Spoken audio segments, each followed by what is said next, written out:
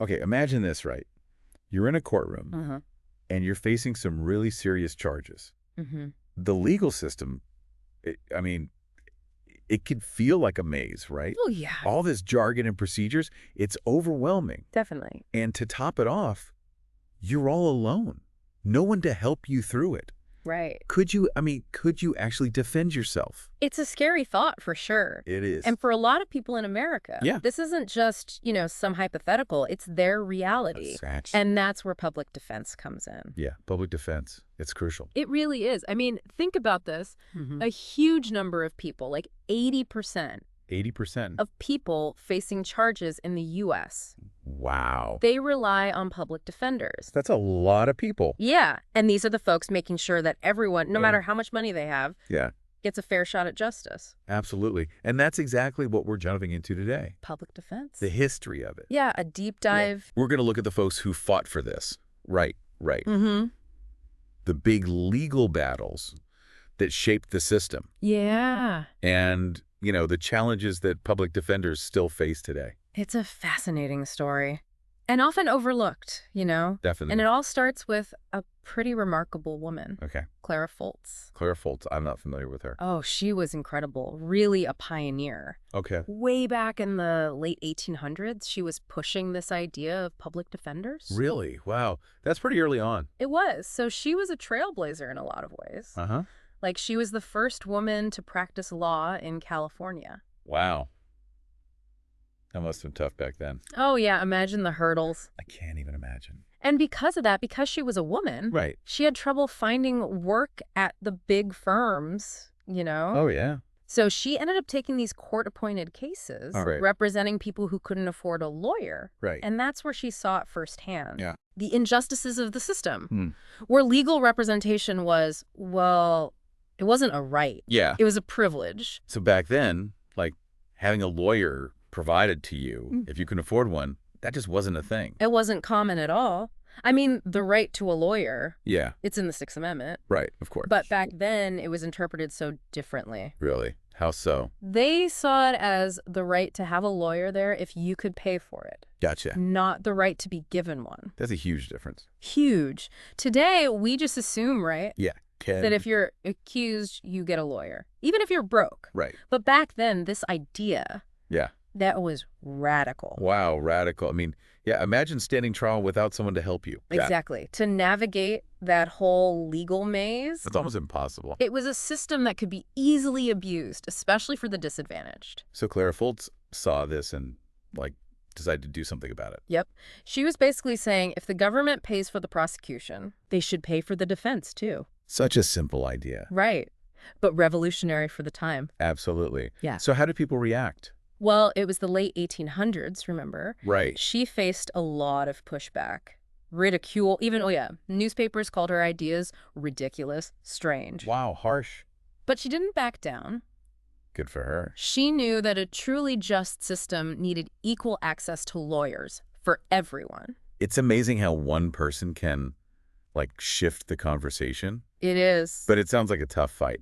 Did she gain any traction? It took time, and it took a case that really shocked the nation. Oh, where's It's case? the trial of the Scottsboro Boys. Oh, yeah, the Scottsboro Boys. I've heard the name, but Yeah, fill me in. it's a tragic story, but so important for public defense. Okay. So picture this, 1931, Mm-hmm. the Great Depression's hitting everyone hard, Right. racial tensions are high. Yeah. 9 young black teenagers are on a train in Alabama. They're Yeah. looking for work, Mm-hmm. and they get in a fight with some white men. And suddenly, they're accused of raping 2 white women who were also on the train. Oh, wow. A case full of racial prejudice right from the start. That sounds awful. What happened to them? They were rushed through trial. Oh, no. Their lawyers were terrible, and in the end, Yeah. 8 of the 9 were sentenced to death. That's just wrong. It was a blatant injustice, and it caught the nation's attention. And this is where the Communist Party comes in, right? You got it. They saw the Scottsboro case Mhm. as a prime example of racial and economic injustice. Yeah. So they took on the case and appealed it all the way to the Supreme Court. Wow. All the way to the Supreme Court. It makes you wonder how things would have gone if they hadn't stepped in, right? Yeah, for sure. And the Supreme Court's decision in 1932 Okay. in Powell v. Alabama, Right. it was a big turning point. Okay. The court said the Scottsboro boys had been denied a fair trial, Right. due process, they called it, Mm-hmm. and they threw out the convictions. So was that it then? The right to a lawyer for everyone established? Not quite. Powell v. Alabama was a huge step, Yeah. but it only applied to capital cases, death penalty cases. Right. The bigger question, whether everyone accused of a felony had the right to a lawyer, that was still up in the air. So the fight continued. It did. And the case that really solidified the right to counsel. Okay. For everyone, rich or poor. Mm-hmm. It came a few decades later with a man named Clarence Earl Gideon. Clarence Earl Gideon. Okay, tell me more about him and how his case, changed everything. Oh, Gideon's story is really something else. Okay. He was in a lot of ways an ordinary guy, Yeah. but he found himself in an extraordinary situation. I'm listening. He was accused of breaking into a pool hall in Florida and glad. stealing some wine and cigarettes. So, like, a pretty minor offense. Yeah, relatively speaking. But here's the thing. Okay. When he went to court, he couldn't afford a lawyer, Right. and he asked the judge to appoint one for him. And I'm guessing, based on what we've talked about, the judge said no. Exactly. Back then, Florida law only gave you a court-appointed lawyer Yeah. if it was a death penalty case. So Gideon, facing a felony charge, had to defend himself. He did. That's just not right. What happened? He was found guilty. 5 years in prison. Wow. But here's where it gets interesting. Okay. While he was in prison, Gideon did something amazing. What did he do? He wrote a petition to the Supreme Court. A petition. From prison. Handwritten. Even Right. he argued his Sixth Amendment right to counsel had been violated. He was challenging the whole system, basically. Yeah, pretty much. And, get this, the Supreme Court agreed to hear his case. They actually took notice of a handwritten petition from a prisoner. They did. That's incredible. Why was his case so important? Gideon's case, Gideon v. Wainwright, it posed a huge question to the Supreme Court. What was? Did that Sixth Amendment right to counsel, Right. did it apply to all felony cases or just capital cases? Oh, no, okay, big question. Huge. And in 1963, the court made its decision. It was a landmark victory. They ruled unanimously for Gideon. Really? Unanimous. They said that right to counsel applied to everyone Wow. facing a felony charge, no matter how much money they had. That's amazing. It was a watershed moment. Yeah. It established this idea: a lawyer isn't a luxury, it's a necessity Right. for a fair trial. Absolutely. The court even said it clearly. What'd they say?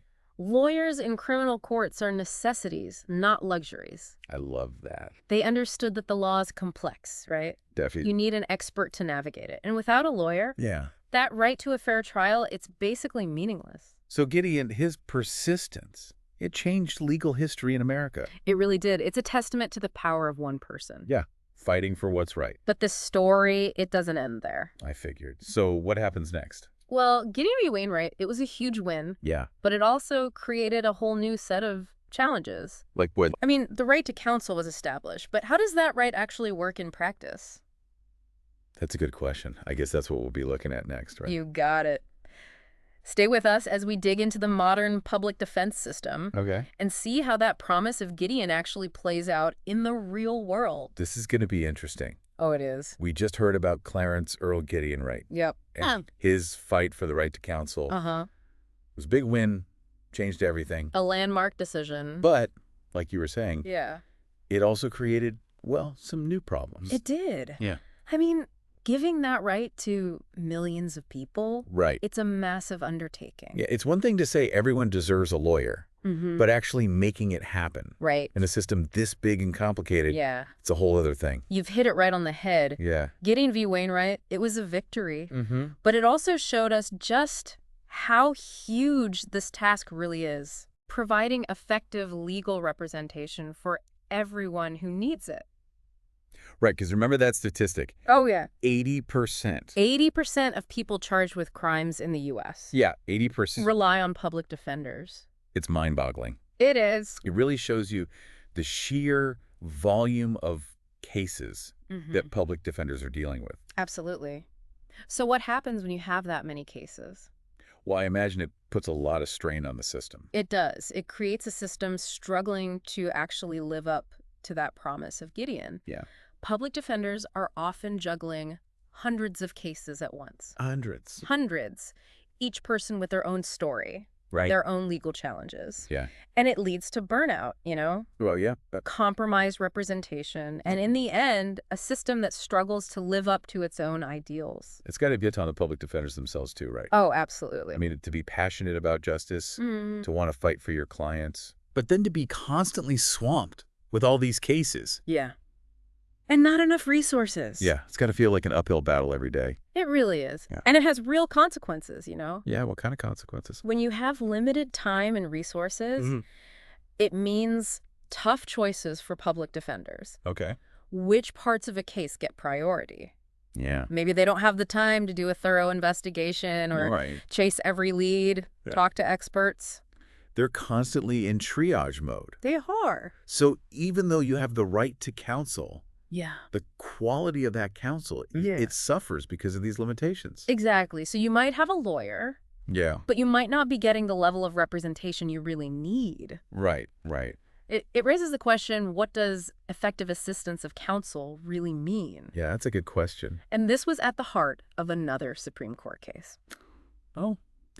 Which one? Strickland v. Washington. Okay, Strickland v. Washington. Tell me about it. So this was back in 1984, and it involved a man named David Leroy Washington. David Leroy Washington. Yeah, he was charged with multiple murders in Florida. Wow, multiple murders. He had a court-appointed lawyer, Okay. but that lawyer, well, by many accounts, Mhm. didn't put in much effort, Really? and Washington ended up with a death sentence. Oh, wow. So this case was about whether he got adequate representation. Exactly. It raised the question, what is ineffective assistance of counsel? Right. When is a lawyer's work not good enough? Yeah, what are the standards? And the Supreme Court's ruling in Strickland v. Washington, Mm-hmm. well, it set a pretty high bar High bar for what? for proving ineffective assistance of counsel. Oh, okay. It made it really hard for defendants to challenge their lawyers. So even if your lawyer does a bad job, Yeah, it's hard to prove it in court. very hard.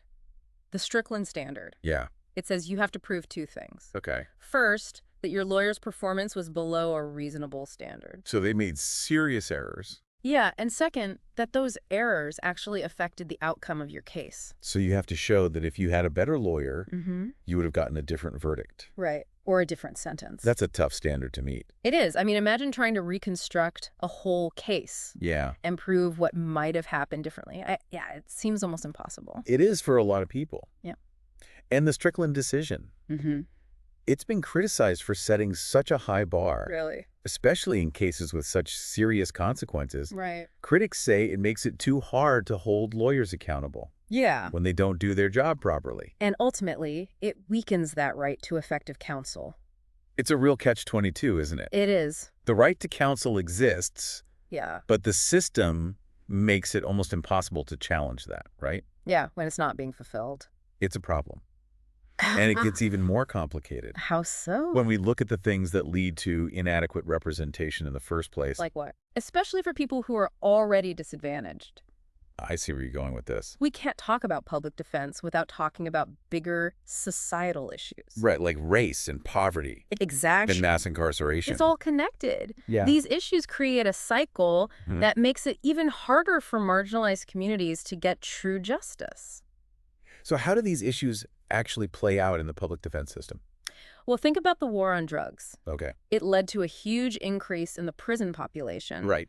And it hit communities of color the hardest. Yeah. And that put a ton of pressure on public defender offices. Because they had all these new clients Exactly. with more complex charges Yeah. and still not enough resources. They were overwhelmed. So it's like the system was being stretched too thin. It was. And the people who were already vulnerable, Mm-hmm.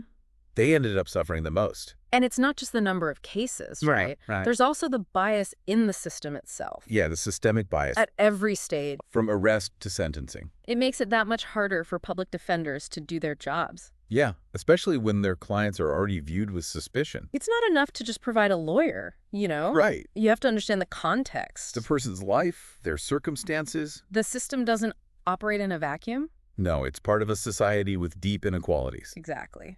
And those inequalities affect everything. This is a lot to take in. It is. If the system itself is biased, Mm-hmm. how do we even begin to fix it? It's a big question. A lot of brilliant people are working on it. Okay. There are no easy answers, Right. but there are people pushing for change. Yeah, for a better system. Like Alexis Hoagforger. Okay, Alexis Hoagforger. Who is she? She's a former federal public defender Okay. and a legal scholar. Yeah, okay, so she knows this stuff. She does. And she has some important things to say About what? about how to move forward. Okay, I'm listening. Hoagforger says we can't talk about public defense without talking about racial injustice. In the criminal justice system. They're intertwined, she says. They are. If you want to fix one, Yeah. you have to address the other. So acknowledge the history, Mm-hmm. the discrimination that's still happening. Yeah, and we need to understand that the current system, it doesn't meet the needs of a lot of clients. Right. Clients who are dealing with poverty, Yeah. mental health issues, Right. systemic biases. You can't ignore those things. You can't. They have a huge impact. On whether someone can actually get justice. It's not just about having a lawyer by your side. No, it's about understanding their whole situation Their life, their struggles. and the things that led them to this point. This is what Hoagforger is talking about. Yeah. A more holistic approach to public defense. I like that. One that sees the whole picture. The social factors, the economic factors. The racial factors Yeah. that lead to someone being involved in this system. So it's about seeing the person, not just the case. It's a human, Yeah, not just a defendant. an individual with a complex life. Yeah, exactly. It's about a system that's not just about punishment, Right. but about restoring and transforming. Okay. Yeah, that makes sense. It's given me a lot to think about. Me too. We've covered so much ground today, We have. from Clara Foltz to Gideon Hmm. to the reality of the system today. Yeah. And it's clear that the fight for good legal representation, Yeah. it's not over. No, not by a long shot. We need to address these systemic issues Yeah, if we want to fulfill that promise of Gideon. right. Equal justice for everyone. Exactly. It's a long road ahead. Okay, so what's next? What are the next steps? How do we actually make the right to counsel a reality? Yeah, not just an ideal. Stay with us. We'll explore those questions after a quick break. Okay, sounds good. We've come a long way, haven't we? From Clara Foltz to Gideon. And now, well, now we're facing the reality Yeah. of the public defense system today. It's complex. It is. But we've got to start somewhere, right? Right. So where do we go from here? I mean, we've seen the problems, Yeah. the inequality, the overworked Mhm. defenders. It's a lot. How do we actually build a system that's fair? A system that lives up to that promise of equal justice. Exactly. Well, there are a lot of ideas out there, Okay. different ways to approach this. Like what? Some people say the biggest thing is funding. Funding. Yeah, more money for public defender offices. That makes sense. Yeah. I mean, if they're drowning in cases, Yeah. struggling to keep up, They need more resources. smaller caseloads, Mm-hmm. more time to investigate, To prepare. to consult with experts. It seems logical. It does. But some people say just throwing money at the problem, Yeah. it's not enough. Really? Why not? They say it won't fix the root causes. Ah, okay. We need bigger changes, they say. Like what kind of changes? Changes that keep people out of the system in the first place. So like prevention. Exactly. Instead of just trying to fix the system after the fact. We go upstream, address the problems that lead to incarceration. Exactly. Okay, so what does that look like? Well, it could be things like social programs, Okay. addressing poverty, inequality, dealing with mental health issues, substance abuse, Right. and looking at how law enforcement works in communities. So basically a more holistic approach. Right. Yeah. I mean, that makes sense. But I imagine it's not easy, right? It's not. These are big systemic changes. Yeah. They need a lot of political will. Right. It's not going to happen overnight. But there's another part of this conversation, too. Okay, what's that? The role of prosecutors. Prosecutors. Yeah, they have a lot of power in the system. They do. And some people say they need to use that power differently. Okay, I'm interested. Tell me more. We've been focusing on the defense side. Right. Making sure everyone has a lawyer. What about the people who decide who to charge? Right. The prosecutor. How aggressively to prosecute? It's the other side of the coin. Oh, exactly. And some people are saying we need a shift in prosecutorial culture. Away from, like, the win-at-all-costs mentality Exactly. towards something more focused on fairness, Mm-hmm. On proportionality. on actually finding justice. It's not just about getting convictions. Right. It's about making sure the system is just for everyone. Okay, yeah, that makes sense. So it's about moving away from this adversarial model towards something more collaborative More focused on solving problems. and recognizing that justice is complex. It's not black and white. It's not. It's encouraging to hear that these conversations are happening. It is. People are questioning the system, pushing for change. They are. But what about us? Yeah, The regular people, what can we do? that's a great question. Yeah, I mean, it's a big system. It is, but we all have a role to play. Okay, how? First, stay informed. Right, educate ourselves. Understand the issues, the different viewpoints. Knowledge is power, right? It is. When you understand the issues, Yeah. you can advocate for change. Great. Support organizations fighting for reform. Yeah. Contact your elected officials. Make our voices heard. Exactly. And it's not just about the big things, right? It's It can be smaller things, too. Talk to your friends and family. Raise awareness. Support organizations helping people get legal representation. Right. Every little bit helps. Every little bit. Well, this has been a really eye-opening deep dive. It has. We've learned about the history, The struggles the complexities of public defense. and the potential solutions. Yeah, it's a lot to think about. It is. But it's important. It is, for anyone who cares about justice. And fairness. Yeah. So that brings us to the end of this episode. I hope it sparks some curiosity Yeah, and inspires you to learn more. about public defense. And the fight for a fairer system. Keep exploring. Keep learning, Keep advocating. because every voice matters. It does. And by working together, We can make a difference. we can create a system that truly lives up to that promise. Of equal justice for all. Thanks for joining us on this journey. It's been a pleasure. We'll be back next week. With another deep dive. Until then, stay curious, stay informed. And stay engaged.